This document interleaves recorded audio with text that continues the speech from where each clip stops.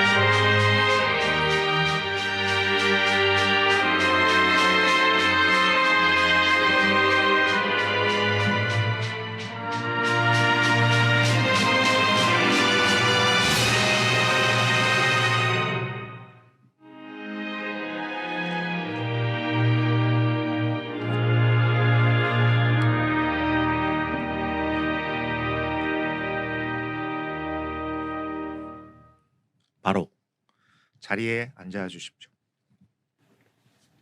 다음은 고인께서 생전에 남기신 말씀을 듣는 시간입니다. 이 말씀은 1987년 2월 20일 제2회 학위수여식에서 들려주신 말씀입니다.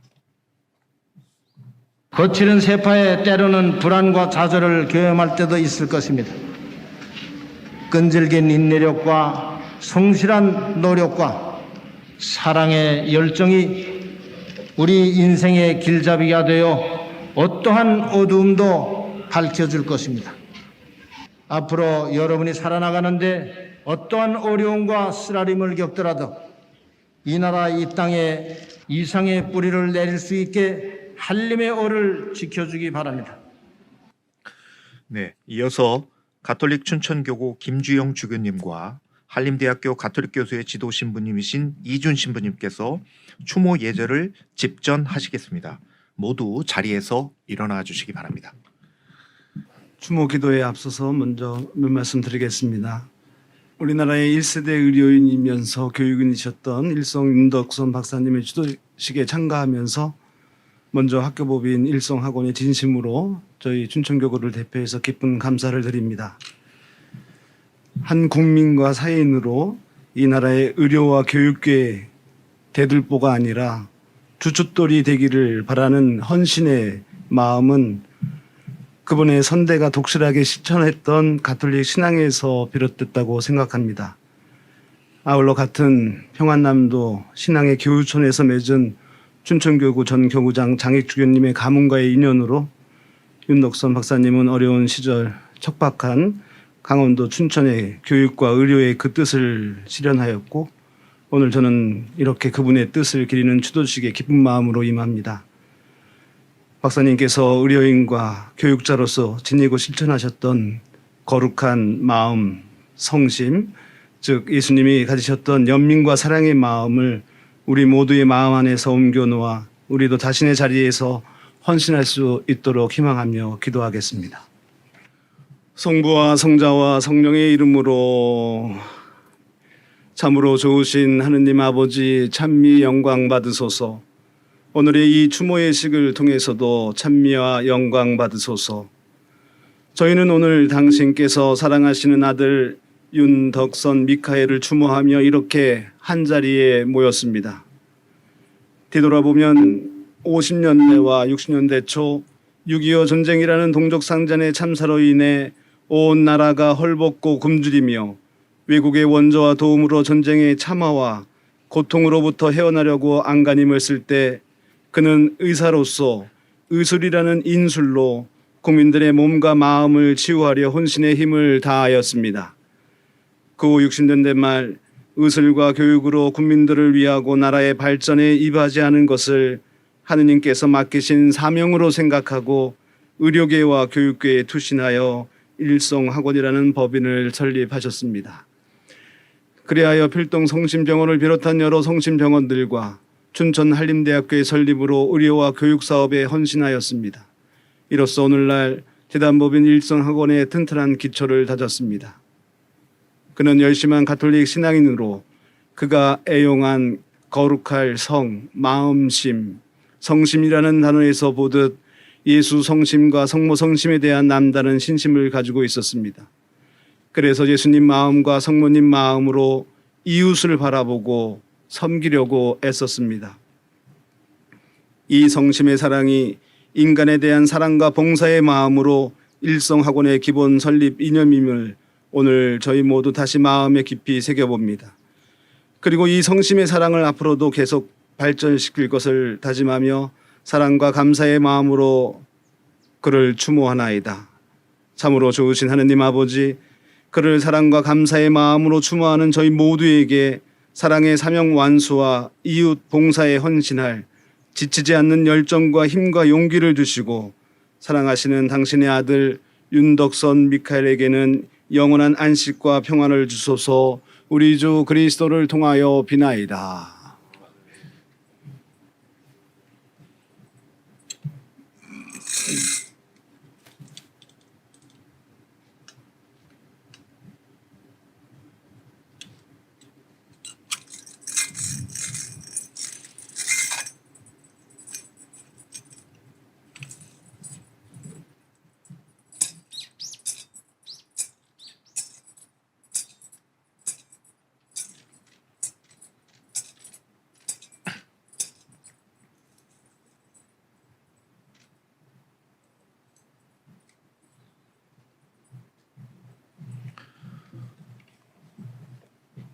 네, 자리에 앉아 주십시오. 다음은 한림대학교 도원학술원 송호근 원장님의 추모사가 있겠습니다.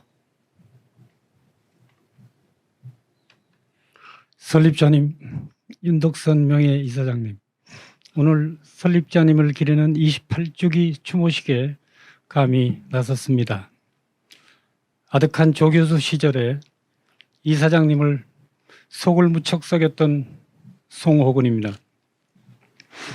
겨우 받은 박사학위를 마치 무사히 칼인 양 멋대로 휘두르던 젊디 젊은 교수의 치기를 웃으며 받아주시던 모습이 아직 가슴에 남아 있습니다. 1989년 2월 16일 부임하던 첫날 칠전동 고개를 넘었습니다. 멀리 시내가 보였고 그 가운데 산이 우뚝 솟아 있었습니다. 봉이산, 그 기슭에 한림대학교가 보였습니다. 가슴이 뛰었지요. 교수로서 내딛는 첫 걸음을 받아준 학교였습니다. 저거야? 라고 물었던 5살 난 딸은 이제 어엿한 사회인이 되었습니다. 첫 월급을 주는 직장에 저희 아내도 고마운 시선으로 봉이산을 바라봤습니다. 한림대학교는 저희 학문적 터전이자 가족의 생활 터전이 되었습니다. 여러 일들이 일어났습니다. 신생대학원의 정원을 2배로 늘려달라는 대책 없는 요청이나 2배로 늘린 대학원 신입생들에게 모두 장학금을 수여해달라는 어처구니 없는 생떼를 그냥 받아주셨습니다. 저는 당시 대학의 재정과 행정체계에는 전혀 문외 아닌 그저 의욕 충천한 젊은 학자에 불과했습니다. 세월이 이만큼 지난 지금 설립자님의 도량의 넓이와 신뢰의 깊이를 이제야 깨닫습니다. 부끄럽습니다. 한림대 첫 계절은 그리 순탄치는 않았습니다. 학생운동이 격하게 일어났고 본부 건물이 운동권 학생들에 의해 점령됐습니다. 저희 첫 연구실이 그렇게 봉쇄됐습니다. 학생들과 논쟁을 벌였습니다. 대학은 학생들을 보호하는 마지막 지성의 보루다. 이렇게 대학을 점령하는 것은 반지성적 행위라고 설득했습니다. 학생들은 한 달 이어 지나 결국 강의실로 복귀했습니다. 설립자님은 당시 커다란 충격을 받으셨습니다. 그 충격을 옆에서나마 위로해드리지 못해 안쓰럽습니다. 속초 교수연수회에서 설립자님이 하신 말씀이 기억이 납니다. 연구하라는 교수는 연구실 반납하고 도서관 락카를 써라. 밤이 늦어 연구실에서 잠시 눈을 붙인 일은 있어도 연구는 열심히 했던 저는 내심 무척 서운했습니다. 그날 저녁 젊은 교수들과 술자리에서 설립자님의 말을 두고 설왕설래했습니다. 그런데 이제 깨닫습니다. 교수의 학문적 책임, 사회적 책임을 소홀히 하는 사람은 교수 자격이 없다는 말씀이었습니다. 저는 독일의 사회학자 막스 베버의 말대로 적군이 쳐들어오더라도 책에 몰두할 사람은 아니었고, 내가 해독하지 않으면 수백 년 묵혀질 고대 문서를 들고 파는 그런 사람도 아니었습니다. 다만 열심히 하고자 했습니다만 학자로서 교수로서 그 역량과 헌신이 설립자님의 기대를 채우지 못했음을 이제 뼈저리게 깨우칩니다. 한림대학은 그런 곳이었습니다. 서리걷지만 의기충천한 젊은 패기와 의욕을 받아주시던 설립자님의 원대한 포부가 서린 그런 곳이었습니다. 젊은 교수 시절을 이곳에서 보낼 수 있었으면 곧 설립자님의 은덕입니다. 그런 제가 1993년 2월 16일 이사장님을 뵈러 본부 6층에 올라갔습니다. 전직 인사를 드리러 가는 저희 발걸음은 무거웠습니다. 몰아뵐 면목이 없었습니다. 쭈뼛거리는 저를 물끄러미 바라보셨습니다. 한동안 말씀이 없으셨습니다. 잘해봐. 그 말씀뿐이셨습니다. 인사를 드리고 물러났습니다. 설립자님이 남기신 저 마지막 말씀이 아직 가슴을 울립니다. 지난 30년 세월 저희 학문과 교육에 대한 인간적 신뢰가 가득 찬 질정이자 애정어린 격려였습니다. 잘해봐. 나는 과연 잘했을까? 나는 설립자님의 격려에 과연 보답한 것일까? 답은 언제나 머뭇거립니다. 저에 대한 질정을 이제 제 스스로 내려야 합니다. 세월이 이만큼 지난 후에야 선명해집니다. 어려웠던 시대, 국민이 모두 가난하고 의료, 보건, 복지가 아득히 먼 꿈만 같았던 시대에 병원을 설립하시고 어려웠던 사람을 돌보시고 의과대학을 설립하시고 한림대학교를 개교하신 그 열정, 도전, 시대적 사명감을 왜 이제야 선명하게 느끼게 되는지 저희 미흡함을 한없이 탓하는 요즘입니다. 1971년 한림대학교 의료원의 출발점인 한강성심병원을 영등포에 개설하셨습니다. 당시 영등포가 어떤 곳이었습니까? 한강지류와 여기저기 관통하는 습지였고 기차 정비장, 시멘트 공장, 섬유 공장이 한데 섞여 갈 곳 없는 피난민과 빈곤가족이 뒤섞여 살던 그런 곳이었습니다.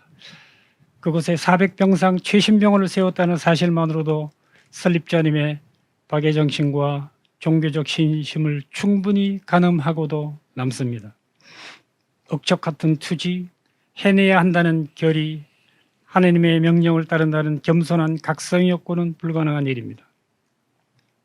1977년 동산 성심병원 인수, 80년 강남 성심병원, 84년 춘천 성심병원, 86년 강동 성심병원 건립으로 이어지는 그 일련의 대역사에 숨겨진 엄청난 정성과 사명감을 누가 감히 흉내라도 내겠습니까?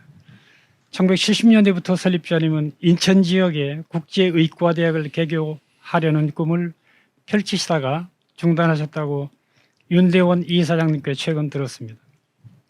해안이었습니다. 지금 세계적 경제자유구역으로 발돋움한 인천 송도의 현실을 40년 전에 이미 꿰뚫고 계셨습니다. 미래 예측의 예리한 시선과 지성적 사유의 힘이 지금 여기 한림대학 곳곳에 스며 있습니다. 한림대학교 의료원은 한국의 6대 병원으로 도약했다고 저는 자부합니다. 국가의 막강한 지원을 받는 국립병원과 대기업의 후원을 받는 민간병원을 제외하고 순수 민간의 힘으로 일으킨 최고의 민간 종합병원이 바로 한림대학교 의료원입니다.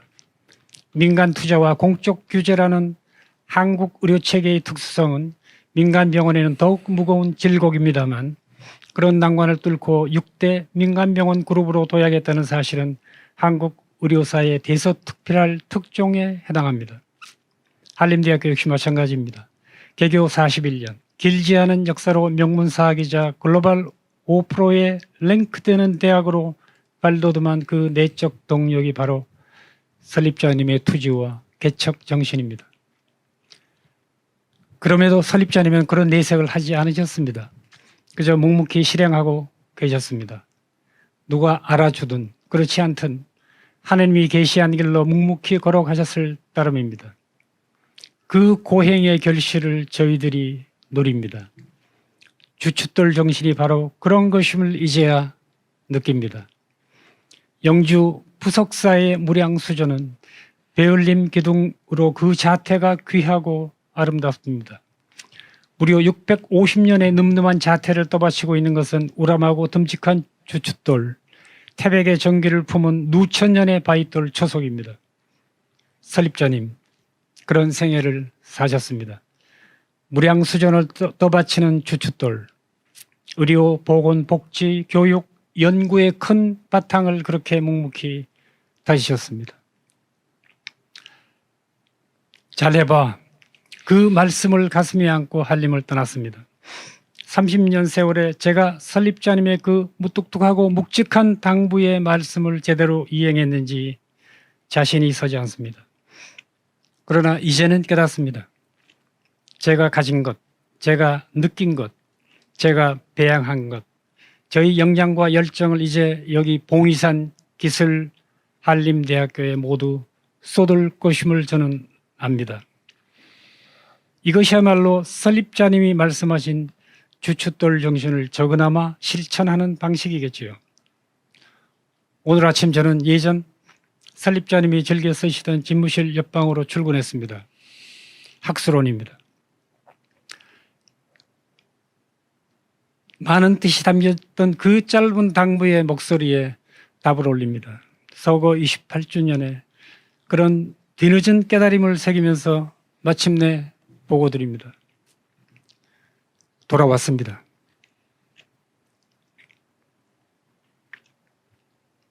(2024년 3월 8일) 송옥은 삼가 올립니다. 이어서 헌화와 분향 순서를 갖겠습니다. 참석자 여러분께서는 헌화와 분향에 참여해 주시면 감사하겠습니다. 헌화와 분향의 순서는 가족분들 하시고 총장님과 보직교수, 내외빈 교수, 직원, 학생 순으로 진행하겠습니다.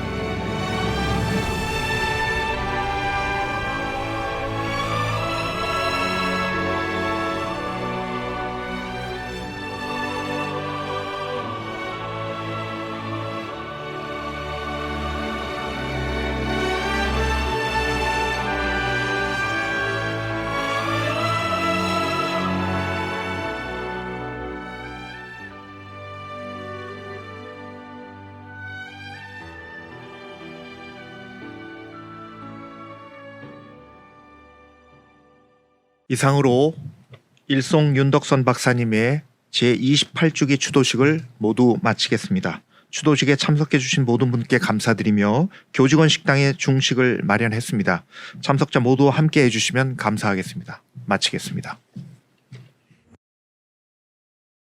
우리들의 갈 길은 결코 평탄하지 않습니다.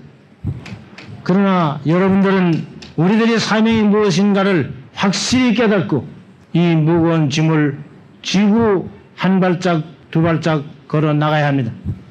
우리의 노력이 있을 때 아무리 험난한 길에도 험난한 산중에도 길이 나타날 것이고 우리가 만들어낸 길은 우리 후손들이 쉽게 쫓아올 수 있을 겁니다.